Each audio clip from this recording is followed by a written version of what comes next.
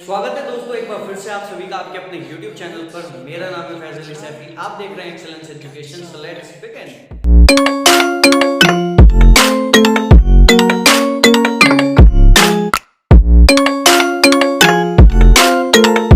Now today we are going to start law of supply, यानी कि supply chapter की ये तीसरी वीडियो है। लॉ ऑफ सप्लाई क्या होता है समझना बहुत ध्यान से, कुछ भी नहीं है, 5 मिनट में पूरा का पूरा टॉपिक सिखा दूंगा। समझना, देखो सबसे पहले तो ये समझो कि किसी भी लॉ को लिखने के तरीके, किस तरीके से किसी लॉ को प्रेजेंट किया जाता है। तो जब कभी भी अगर बात की जाए इकोनॉमिक्स में जो लॉ होते हैं उसको लिखने का तरीका क्या है, सिंपल। सबसे पहले उसकी डेफिनेशन, फिर उसके अजम्पशन, फिर टेबल, फिर डायग्राम, फिर उसकी एक्सप्लेनेशन। क्या बोला मैंने, 5 पार्ट्स में एक लॉ डिवाइड होता है। डेफिनेशन, अजम्पशन, टेबल, डायग्राम और उसकी एक्सप्लेनेशन।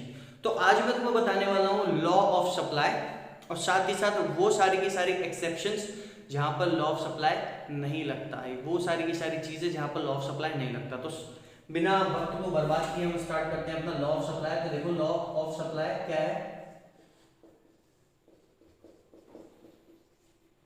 देखो कैसे याद करनी है definition. Other factors remains constant. Other factor remains constant, यानी कि कल मैंने तुम्हें एक वीडियो आई थी उसमें देखा होगा तुमने, फैक्टर्स, वो सारे के सारे फैक्टर जिसकी वजह से सप्लाई में चेंज आ जाता है, वही वो हमारी जो है गोल्स ऑफ द फर्म हो गए, price of related good, price of factors of production. तो बहुत सारे मैंने तुम्हें कल बताया थे कि फैक्टर्स थे जिनकी वजह से सप्लाई में चेंज आ जाता है। तो उसमें सबसे पहला फैक्टर जो था वो था प्राइस ऑफ द कमोडिटी, यानी कि प्राइस ऑफ गुड एक्स। ठीक है, तो पहला वाला जो फैक्टर था प्राइस ऑफ गुड एक्स, उसको छोड़ करके जितने भी फैक्टर्स हैं उनमें किसी तरीके का चेंज नहीं आनी चाहिए, पहली शर्त ये है। तो पहले मैंने क्या बोल दिया कि प्राइस को छोड़ के अदर फैक्टर जो है वो सेम रहे, अदर फैक्टर रिमेन्स कांस्टेंट। पहला पॉइंट ये लिखोगे तुम। दूसरे पॉइंट में क्या लिखना है, if more quantity is supplied due to rise in price, if more quantity is supplied due to rise in price, next point मतलब इसी के साथ लिखना, and on the other hand if less quantity is supplied due to fall in its price। क्या बोला मैंने, if more quantity is supplied due to rise in its price and on the other hand if less quantity is supplied due to fall in its price। next point में लिखना, it means there is a positive relationship, it means there is a positive relationship between price and quantity supplied। ये हो गई definition तुम्हारी, सबसे पहला part.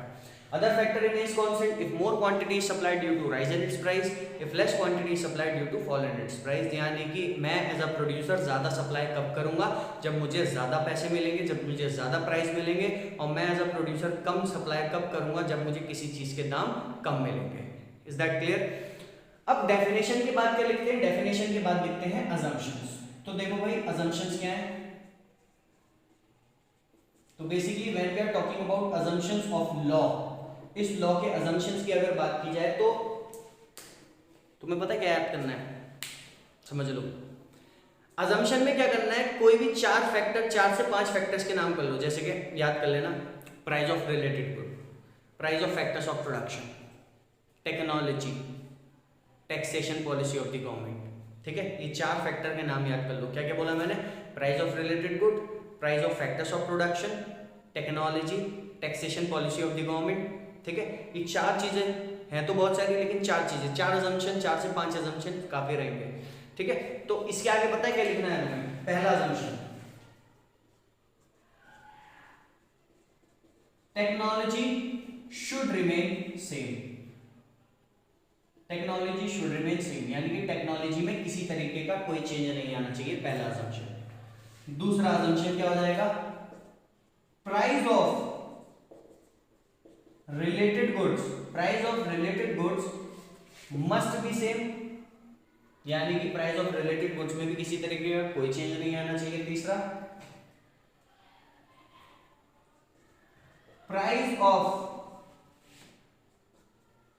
Factors of production, price of factors of production should remain same, यानी कि price of factors of production, land, labour, capital, entrepreneur, जितनी भी ये चीजें हैं इनके प्राइस भी क्या रहेंगे, सेम रहेंगे, इनके प्राइसेस में भी बिल्कुल भी चेंज नहीं आएगा। तीसरा हमारा अजम्पशन। चौथा अजम्पशन हमारा क्या बन जाएगा, चौथा अजम्पशन बन जाएगा भाई taxation policy of the government should be same,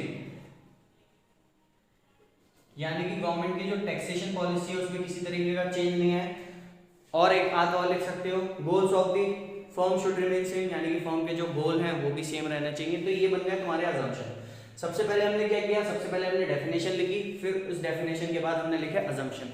assumption के बाद क्या करते हैं, अजम्पशन के बाद बनेंगे टेबल, अजम्पशन के बाद बनाएंगे इसका टेबल। तो टेबल कहाँ बनाते हैं हम, टेबल बना देते हैं यहाँ पर। देखो मैं ये रब कर दे रहा हूँ, इसे नोट करना है, नोट कर लो इसको। मैं बना रहा हूँ टेबल, और टेबल के बाद बनेगा डायग्राम। कितना इजी लगेगा देखना। देखो टेबल में तुम्हें पता है क्या करना है, टेबल में एक साइड लिखनी है क्वांटिटी, एक साइड लिखना है प्राइस, और प्राइस और क्वांटिटी को दोनों को सेम डायरेक्शन में यानी कि बढ़ते हुए दिखाना है, क्योंकि मैंने तुम्हें पहले ही बता दिया प्राइस जैसी जैसी बढ़ता रहता है वैसी वैसी हमारी सप्लाई भी बढ़ती रहती है। तो यहां पर हमने ले लिया प्राइस, और यहां ले लिया हमने क्वांटिटी सप्लाई, यहां ले लिया हमने quantity supply.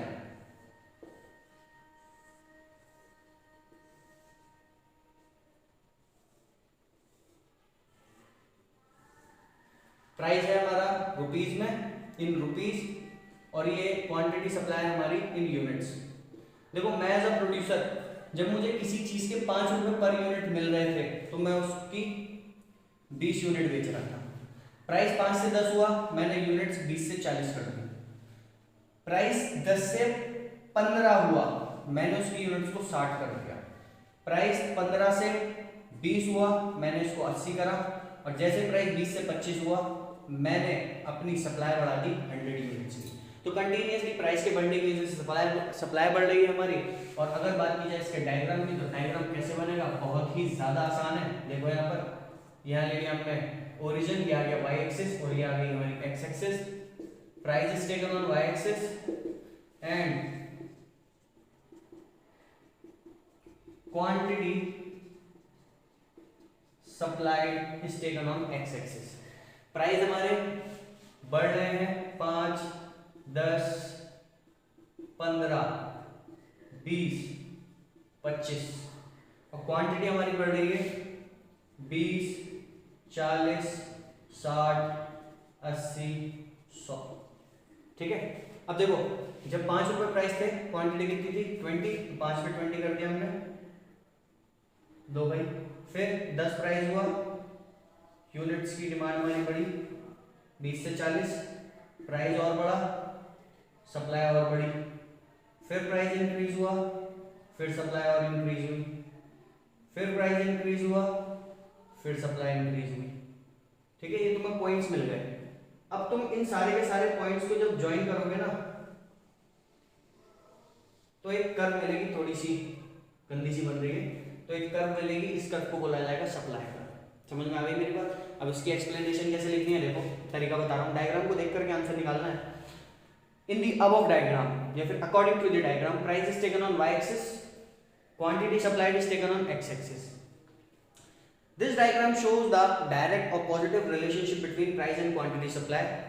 If price increases from 5, 10, dash dash dash 25, यानी कि हमारा प्राइस जो है 5 से लेके जब 25 तक पहुंचा, due to this quantity supplied increase from 20 to 100।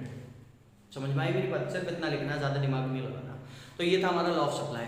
ठीक है, अब मैं बात करने जा रहा हूँ व्हाट आर द एक्सेप्शंस, यानी कि लॉ ऑफ सप्लाई की एक्सेप्शंस क्या है। देखो यहाँ पर मैं रब कर रहा हूँ। सबसे पहले अगर बात की जाए एक्सेप्शंस की, तो एक्सेप्शंस का मतलब क्या होता है, एक्सेप्शंस का मतलब जहां पर लॉ फेल हो जाता है। तो देखो यहाँ पर एक्सेप्शंस लॉ ऑफ सप्लाई की क्या है, एक्सेप्शंस जहां पर लॉ ऑफ सप्लाई लगता ही नहीं है। तो सबसे पहले भाई लॉ ऑफ सप्लाई की बात मैं तुम्हें बताऊं। लॉ ऑफ सप्लाई क्या कहता है कि अगर प्राइस बढ़ा सप्लाई बढ़ी, और प्राइस कम तो सप्लाई भी कम। ठीक है, ये लॉ ऑफ सप्लाई कहता है। लेकिन कुछ चीजें ऐसी हैं जहां पर ये चीज फॉलो ही नहीं होती, जहां पर ये लॉ लगता ही नहीं है। तो सबसे पहली एक्सेप्शन है हमारी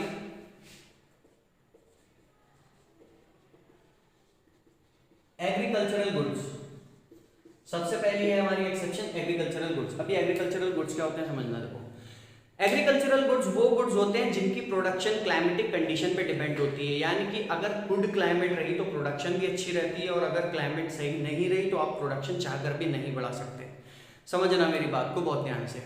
आपके पास एक कस्टमर आया और उसने बोला कि भाई ये राइस चावल की खेती आपने कर रखी थी और इस वक्त प्राइस चल रहा है 30 रुपये, मैं तुम्हें 40 रुपये के हिसाब से दूंगा, लेकिन आप उसकी प्रोडक्शन नहीं बढ़ा सकते। क्यों? क्योंकि हो सकता है कि प्रोडक्शन जो है आपकी नहीं हुई हो सही से, ड्यू टू क्लाइमेटिक कंडीशन हो सकता है, बारिश नहीं पड़ी हो, या फिर कोई भी ऐसा रीजन हो सकता है जिससे आपकी फसल खराब हो गई हो। तो आपको कोई 30 रुपये की चीज़ के 40 रुपये भी देगा ना, तो आप उसकी सप्लाई बढ़ा ही नहीं सकते। क्यों? क्योंकि आपके पास खुद नहीं है। क्लियर हुई बात? पॉइंट आया समझ में? तो कहने का मतलब क्या है कि लॉ ऑफ सप्लाई यहाँ पर एग्रीकल्चरल गुड्स में नहीं लगता, क्योंकि इनकी प्रोडक्शन, एग्रीकल्चरल गुड्स की प्रोडक्शन जो होती है वो क्लाइमेटिक कंडीशन पे डिपेंड होती है। अगर अच्छी क्लाइमेट रही तो प्रोडक्शन भी सही होती है, और अगर क्लाइमेट सही नहीं हुई तो ज़्यादा दामों में भी आप चाहकर भी सप्लाई नहीं बढ़ा सकते। पहला एक्सेप्शन था एग्रीकल्चरल गुड्स। दूसरे होते हैं हमारे पेरिशेबल गुड्स।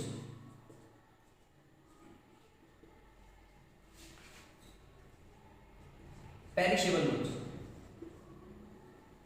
पेरिशेबल गुड्स का मतलब क्या हुआ? देखो, perishable goods are those goods which can not be use again and again for a period of time, यानी कि जिनको आप बार बार इस्तेमाल नहीं कर सकते। They have shorter shelf life, इनकी बहुत छोटी लाइफ होती है। ठीक, for example vegetable, fruits, meat और जूस, ये सारी की सारी चीज़ें जो हैं ये पेरिशेबल गुड्स हैं। आप इनको लंबे समय के लिए स्टोर करके नहीं रख सकते, तो पेरिशेबल गुड्स पे भी लॉ ऑफ सप्लाई नहीं लगता। अगर प्रोड्यूसर इस इंतज़ार में बैठा रहेगा कि जब दाम बढ़ेगा मैं तब बेचूंगा, तो बेटे जो आ रहा है ना वो भी नहीं आएगा। ठीक है, समझ में आ रही है मेरी बात? तो इसलिए पेरिशेबल गुड्स वो गुड्स होते हैं जिनकी लाइफ जो होती है वो बहुत शॉर्ट होती है। इनको प्राइस बढ़ना और इनका कम होना नहीं देखा जाता, इनको इनके खराब होने से पहले बेचा जाता है। Is that clear?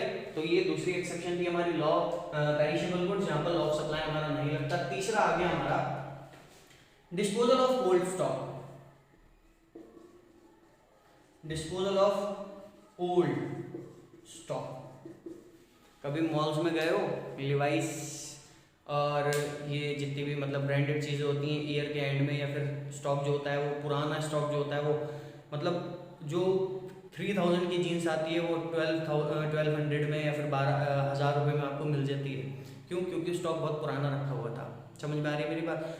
अगर वो नहीं बेचेंगे तो हो सकता है उसका फैशन ही चला जाए और जो मिल रहा है वो भी ना मिले। समझ में आई मेरी बात? तो जब कभी भी पुराना रखा हुआ स्टॉक जो है वो मार्केट में निकाला जाता है, वो बेचा जाता है, तो वो बिना लॉस के बेचा जाता है। उसमें प्राइस का बढ़ना या कम होना नहीं देखा जाता कि अगर ये बोलेगा भाई प्राइस बढ़ेगा मैं तभी बेचूंगा, तो बेटे जो आ रहा है तुम्हारे पास वो भी नहीं आ पाएगा। क्लियर हो गया? तो डिस्पोजल ऑफ ओल्ड स्टॉक के केस में भी प्राइस का बढ़ना या कम होना नहीं देखा जाता। Next one is closure of business.